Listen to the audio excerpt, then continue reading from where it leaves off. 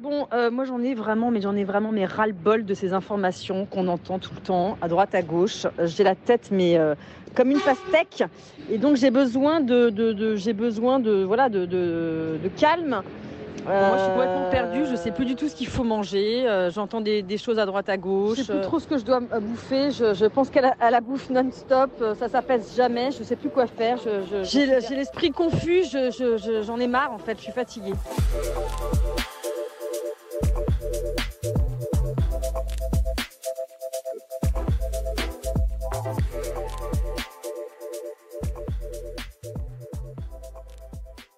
Laissez-moi vous parler d'Axel et donc peut-être de vous.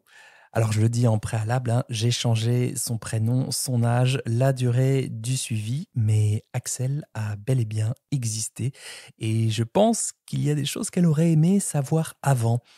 Axel, c'est une patiente que j'ai accompagnée pendant 8 mois. C'est une femme de 38 ans, tête vraiment bien faite, assez connectée à son ressenti, grand sens de la nuance, des nuances même, une sensibilité plus élevée que la moyenne et donc justement une perméabilité plus grande aux informations nutritionnelles, parfois contradictoires sur les réseaux sociaux, y compris parmi les professionnels de santé. Et donc au fur et à mesure des séances, moi, ben voilà, je pars en exploration avec elle, en mode curiosité, quoi.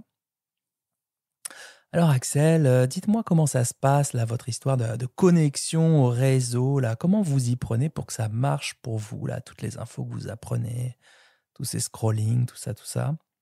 Et au début, elle était en position d'observatrice, hein, c'est-à-dire qu'elle voyait bien qu'elle s'y perdait, qu'elle n'arrivait pas à faire la synthèse, mais elle continuait à scroller, à enregistrer des vidéos en dépit des conséquences désagréables, défavorables, désadaptées pour son niveau de bien-être. Et au fur et à mesure de nos consultations, ce que j'ai observé, c'est que nos rendez-vous servaient plus ou moins à confirmer, infirmer les croyances, les études, les informations, les témoignages, tiens, ça a marché pour moi, donc ça va marcher pour vous. Et puis à la séance suivante, on recommençait.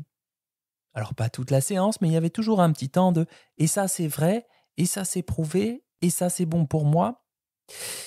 Et parallèlement, non seulement elle n'arrivait pas à faire la synthèse de tout ce qu'elle entendait, tout ce qui venait vers elle, quoi, mais ça lui laissait plus d'espace non plus pour créer des choses simples, des associations faciles avec la nourriture. Elle était en panne d'idées.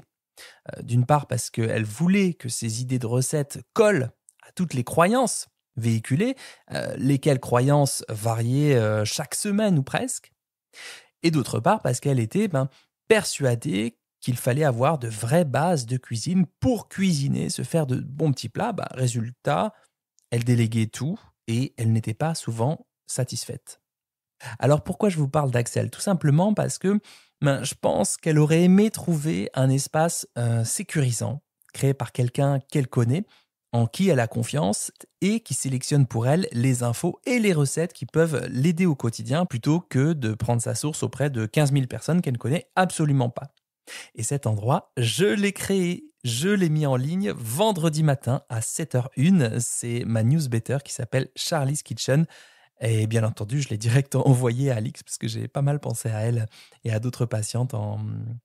Et même si mon accompagnement est terminé avec elle, je vais lui envoyer. Je suis sûr que ça lui fera plaisir et que ça sera utile pour elle. Alors concrètement, vous vous inscrivez à Charlie's Kitchen et vous avez chaque vendredi matin à 7h01, très précise, dans votre boîte mail, le conseil de Charlie. Donc en gros, ça c'est de l'info concrète, immédiatement applicable. On va vraiment varier les thèmes. Donc parfois il y aura de la nutrition pure, parfois de la micronutrition. Et puis je vais essayer d'affiner un petit peu en fonction de tiens, comment on fait pour la transition vers le végétarisme, que manger avant, pendant, après le sport. Quand on est sportif plutôt amateur, voire confirmé, comment manger sans déficit et sans carence quand on est végétarien, quand on va vers le végétarisme. En deux, vous avez l'assemblage équilibré, simple, rapide, pas cher et surtout bon, bon pour les papilles. En tout cas, ça, c'est ma promesse et je vais tout faire pour. Là, c'est vraiment des choses simples à faire, hein. Parfois, sans aucune cuisine, parfois vraiment assez rapide pour avoir quelque chose d'équilibré le matin, le soir. Alors ça sera souvent local et de saison, en tout cas je m'efforcerai que ça le soit. Souvent en transition vers le végétarisme ou en tout cas un mode de vie plus végétal, donc en cohérence par rapport aux recommandations, aux préconisations du rapport Eat-Lancet d'il y a quelques années. Moi, je cuisine comme ça depuis 25 ans, donc j'ai acquis une petite expertise en la matière sur cette manière de se nourrir et j'ai à cœur de la partager avec vous. En 3, vous avez Nourrissant, le podcast exclusif rien que pour vos oreilles. Donc là, c'est un audio qui est intégré à la newsletter et cet audio, il va mettre sur le grill la plupart des mythes et mythos de la nutrition. Mon job, c'est un peu de simplifier tout ça, hein, un peu comme Axel qui était un peu paumée, elle savait plus qui croire. Mais alors les féculents, alors c'est quoi cette histoire avec les féculents, etc. Est-ce que manger des œufs c'est bon ou c'est pas bon finalement? Eh bien voilà, justement ce matin c'était sur les œufs, les maladies cardiaques. Donc, mais je vais vraiment passer en revue la plupart des idées reçues, fouiller PubMed, là où sont la plupart des recherches scientifiques, et vous le retranscrire sous une forme assez digeste. En toute transparence, la première édition est gratuite et accessible à toutes et tous. Pour recevoir la totalité des éditions suivantes dès vendredi prochain, 7h01, il faut rejoindre la newsletter privée, s'abonner, mais je vous rassure vraiment tout de suite, c'est le prix de 2 cafés par mois. Et pour le prix de 2 cafés par mois, vous avez vraiment tout ce dont vous avez besoin dans votre boîte mail chaque semaine sous une forme digeste. Et puis, vous me connaissez, un peu ludique parce qu'il n'y a aucune raison de s'ennuyer. Voilà, le lien d'inscription est dans la description de cet épisode. J'avais vraiment à cœur de construire un espace de sécurité, sans haters ou trash talking, sans algorithmes, sans avoir besoin de capter votre attention par des subterfuges visuels ou auditifs, où l'on puisse se partager nos impressions, où l'on puisse s'écrire et se répondre sans animosité, et surtout l'échange, quoi. Voilà, c'est que vous puissiez me dire en commentaire vos envies, vos thématiques préférées. Est-ce que ma façon de traiter l'actu, ma façon de traiter les infos, ça vous va? Est-ce que vous voulez un truc un tout petit peu plus approfondi ou au contraire un truc un petit peu plus... Ou au contraire, est-ce que vous voulez un truc un tout petit peu plus approfondi ou au contraire un tout petit peu plus léger? Est-ce que le podcast intégré dans une newsletter, ça vous convient?